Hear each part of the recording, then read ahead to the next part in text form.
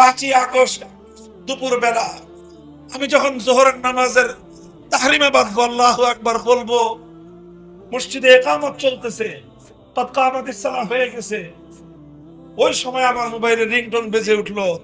আর 2-3 second কথা বলার সময় আছে। গুরুত্বপূর্ণ ফোন দেখে আমি রিসিভ করলাম। বলল, তাড়াতাড়ি সেনা আপনারা এই ক্যান্টনমেন্টে আসেন, সেনা প্রধান কথা বলবে, পরামর্শ করবে। আমি বললাম, নামাজে দাঁড়াইতেছি, নামাজের পর, এর আগে সেনা প্রধান হোক আর যেই হোক, কথা কওয়ার টাইম নেই আমাদের।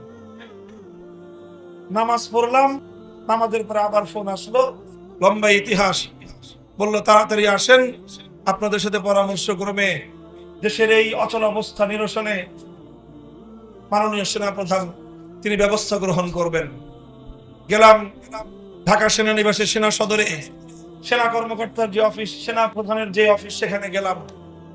সেখান থেকে কাজ সারতে সারতে আসরের নামাজ হয়ে গেছে। তিনি সেনা প্রধান জাতির উদ্দেশ্যে ভাষণ দিলেন। স্বৈরাচারী সেই জালিম ফেসিবাদ পদত্যাগ করেছেন এবং দেশ একটি সুন্দর ভবিষ্যতের দিকে অগ্রসর হবে। আমরা রওনা করলাম সেনা সদরের অফিস থেকে বঙ্গভবনের উদ্দেশ্যে। ঢাকার সেনানিবাস থেকে মাত্র বের হয়েছি। এই জাহাঙ্গীর গেট বলে, জাহাঙ্গীর গেট থেকে বিজয় সরণি, মধ্যখানে প্রধানমন্ত্রীর কার্যালয়। খুব বেশি হলে আধা কিলোমিটার বা 1 কিলোমিটার হবে। এই 1 কিলোমিটার পথ চলতে চলতে যখন আমরা এই বিজয় সরণিতে এসে পৌঁছলাম, সেই বিজয় সরণিতে সেনাবাহিনীর তত্ত্বাবধানে বিশাল এক মূর্তি তৈরি করা ছিল। বিশাল মূর্তি, মাথা উঁচু করে তাকাইতে গেলে টুপি পরে যাওয়ার অবস্থা। এত উঁচা মূর্তি, এত বড় দেবতা, হুবলের চেয়েও বড়। এই মূর্তি এত শক্তিশালী, মজবুত ভাবে বানিয়েছে।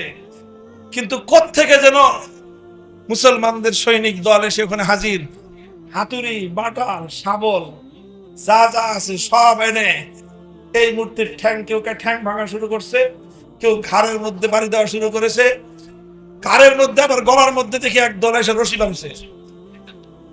আশ্চর্যান্বিত হয়ে গেলাম যে সেনা প্রধানের অফিস থেকে বের হয়ে 2 কিলোমিটার রাস্তা আমরা এই বিজয় সরণি পর্যন্ত এসে পৌঁছতে পারলাম না। এই সকল মানুষগুলো কোত্থেকে আসলো? মনে হয় যে আল্লাহর পক্ষ থেকে, আসমান থেকে ফেরেশতা নাজিল হয়ে আসছে। ফেরেশতা ছিল না, কিন্তু এদের কার্যকলাপটা ফেরেশতার মতোই ছিল। এরা ওই কাজই করেছে যে কাজ আল্লাহর ফেরেশতারা এসে করে। এইভাবে ভাঙতেছে মূর্তি। কিছুক্ষণ পরে দেখলাম মোটা রশি নিয়ে আসছে, চিকন রশি দিয়ে গলায় পেঁচায় মানায় না। এটাকে এত বড় দেবতা, এই দেবতার গলায় পাতলা রশি মানায় না, মোটা রশি বানায় নিয়ে আসছে। এটার ভিতরে যে রড, এত মোটা মোটা রড, 10 তলা 20 তলা মানে হাই রাইজ বিল্ডিং গুলো যে বানায়, সেই রড দিয়ে তৈরি করা হয়েছে এই বিশাল দেবতাকে। সেই দেবতার রড ভাঙার জন্য, পায়ের রক কাটার জন্য এরকম ভাবে এই হাতুড়ি পাটাল দিয়ে তো হয় না। পরে কোত্থেকে যেন এরা হ্যাকসো ব্লেড নিয়ে আসছে। হ্যাকসো ব্লেড দিয়ে কাটতে কাটতে কাটতে কাটতে সন্ধ্যা পর্যন্ত গড়াইছে।